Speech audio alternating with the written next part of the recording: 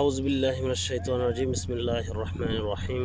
সম্মানিত দেশবাসী, আসসালামু আলাইকুম ওয়া রাহমাতুল্লাহি ওয়া বারাকাতুহু। বিগত আন্দোলনে যে ঘটনাগুলো ঘটে গেছে, আমরা প্রবাসী হিসেবে তৎক্ষণাৎ সেই ঘটনাগুলো আমরা দেখতে পারি নাই ইন্টারনেট বন্ধ থাকার কারণে। এখন ইন্টারনেট চালু হওয়ার পর আমরা যে ঘটনাগুলো দেখতে পেলাম, এত হত্যা, আমাদের অন্তর বিদীর্ণ হয়ে গেছে, আমরা বিভৎস হয়ে গেছি, আশ্চর্য হয়ে গেছি আমরা। এই হত্যার দায়ী একজন ছাত্র, একজন সরকার প্রধানের চেয়ে গুরুত্বপূর্ণ ব্যক্তি ছিল। তাদের মনের আশা, তারা সামনে অনেক ভবিষ্যৎ নিয়ে পড়ালেখা করতেছিল, তারা আজ নেই, কবরে চলে গেছে। এর জন্য দায়ী প্রধানমন্ত্রী, পুলিশ, র্যাব, বিজিবি। কেন তারা এত গুলি ছুটতে পারলো? কোন বিভাগে তারা এত গুলি ছুটলো? যার নির্দেশে ছুটলো, যে নির্দেশ দাতা তাকে। এই আন্দোলনের সূচনাকারী, এই আন্দোলন বন্ধ করতে পারত সরকার। আন্দোলনের সূচনাকারী হিসেবে সরকারকে আইনের আওতায় আনতে হবে। কারণ সরকার চাইলেও এই রায়, এখন যে রায়টা দিয়েছে ওইটা আগে দিয়ে আন্দোলন বন্ধ করে দিতে পারত। কেন দেয় নাই? এত হত্যা কেন হলো? এই জন্য সরকারকে দায় বহন করতে হবে। আপনারা কি দলকানা র্যাব, দলকানা পুলিশ, দলকানা বিজিবি, আপনাদের কি বিবেক নাই? এতগুলি কি ছুটলেন কেন জনগণের কাছে? কেন হত্যা করলেন? আপনাদের কি দয়া মায়া নাই? পরকাল বলতে আপনাদের কিছু নেই? পরকাল বিশ্বাস করেন? প্রধানমন্ত্রী সহ আপনারা কি পরকাল বিশ্বাস করেন? কেন আপনাদের পরকাল জবাবদিহিতা নাই? আপনাদের নির্দেশদাতা সহ এইটাই পরকালে হিসাব দিতে হবে, আপনাদের জানা নাই? কেন দেশের জনগণকে এইভাবে হত্যা করলেন? এজন্য একজন বাচ্চা, আমি দেখে অবাক হয়ে গেছি। একজন বাচ্চা বিল্ডিংয়ের ভিতরে গ্লাস ভেদ করে তার মাথার কুলির ভিতরে বুলেট ঢুকে সে মৃত্যুবরণ করছে, 11 বছরের বাচ্চা। এটা যদি সেনাবাহিনীর প্রধানের ছেলে হতো, আপনি কি করতেন? আপনি দেশের আপনার সর্বোচ্চ ক্ষমতা দিয়ে এটা যা করতে হয় করতেন।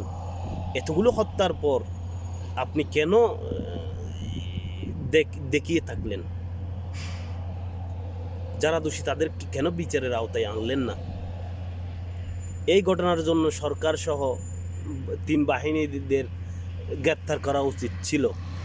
এখন দেখতেছি উল্টোটা, দেশের জনগণকে এই ঘটনার জন্য দায়ী করে তাদেরকে নির্মমভাবে নির্যাতন করে ধরে নিয়ে যেয়ে নির্মম নির্যাতন করা হচ্ছে।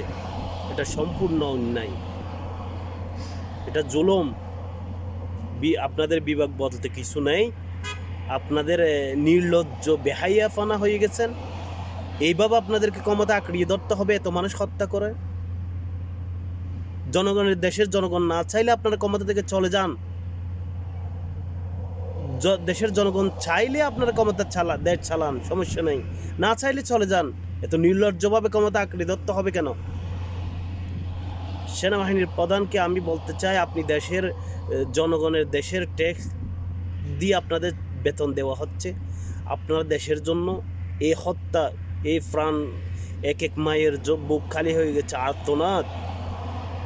এটা যদি আপনার বাচ্চা হতো, আপনার আর্তনাদ তখন আপনি বুঝতেন। এখন অন্যের বাচ্চা, আপনি আর্তনাদ তাদের বুঝতেছেন না। তারা কত কষ্ট, কত যন্ত্রণায় ভোগ করতেছে। এই বিচার সেনাবাহিনীর প্রধানের কাছ থেকে আমি চাই। যারাই দোষী তাদেরকে গ্রেপ্তার করা হোক, এই শাস্তির আওতায় আনা হোক তাদেরকে। এবং দেশের জনগণের উদ্দেশ্য বলতে চাই, যারা অনেক আশা নিয়ে আন্দোলন করছে, শুধু তাদের বাপের সম্পত্তির জন্য না, তারা সমস্ত দেশের নাগরিকের জন্য তারা এই আন্দোলনটুকু করে গেছে, তারা আজ কবরে চলে গেছে। এখন আপনাদের দায়িত্ব হলো আপনারা সবাই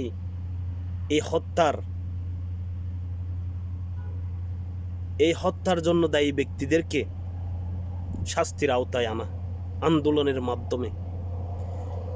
আপনারা আন্দোলন করেন যৌথভাবে, সরকার অবশ্যই আপনাদের মাথা নত করতে বাধ্য হবে। সরকারের বুলেট, পুলিশের বুলেট, সরকারের বুলেট শেষ, আপনাদের আর বুলেট চালাতে পারবে না। কত চালাবে এরা? শেষ এদের, এরা বয়ে আছে। এখন যদি আর কোনো আন্দোলন উঠে, এরা আর নিয়ন্ত্রণ করতে পারবে না। যে ক্ষমতাটুকু ছিল তারা প্রয়োগ করে ফেলছে, এখন আর কোনো ক্ষমতা তাদের কাছে অবশিষ্ট নেই। সেহেতু আপনারা আন্দোলন ঝাঁপিয়ে পড়ুন। আজ না হয় আপনারা প্রতিবাদী হবেন না, কাল আপনাদেরকে এইভাবে কবরে চলে যেতে হবে নির্মমতার শিকার হয়ে। সেহেতু আপনারা ঐক্যবদ্ধভাবে দেশের নিহত ছাত্রদের জন্য উচ্চকণ্ঠে আপনারা একসাথে দায়ী ব্যক্তিদের শাস্তি আওতায় আনুন, ন্যায় বিচার নিশ্চিত করুন, আপনাদের অধিকার আদায় করুন। এবং যদি আপনাদেরকে কোনো একজনকে ধরে নেওয়া হয় অন্যায়ভাবে, ডিবি, পুলিশ যারা ধরে নিয়ে যাচ্ছে অন্যায়ভাবে, আপনারা ঐক্যবদ্ধ হয়ে সবাই চলে যান থানায়। আপনারা নিরস্ত্র, আপনারা ঐক্যবদ্ধ হয়ে সবাই চলে যান, বলবেন আমাদের সবাইকে গ্রেপ্তার করা হোক, দেশের সমস্ত 16 কোটি মানুষকে গ্রেপ্তার করা হোক। তখন তারা আর গ্রেপ্তার করতে পারবে না। এখন একজনকে গ্রেপ্তার করা, আপনারা ওইদিকে ছুটে পালান, সেই জন্য এদের সাহস বেড়ে যাচ্ছে। আপনারা একজনকে গ্রেপ্তার করলে আপনারা স্বইচ্ছায় থানায় চলে যান, আপনারা আত্মসমর্পণ করেন, তারা গ্রেপ্তার করে কোথায় রাখবে আপনাদেরকে?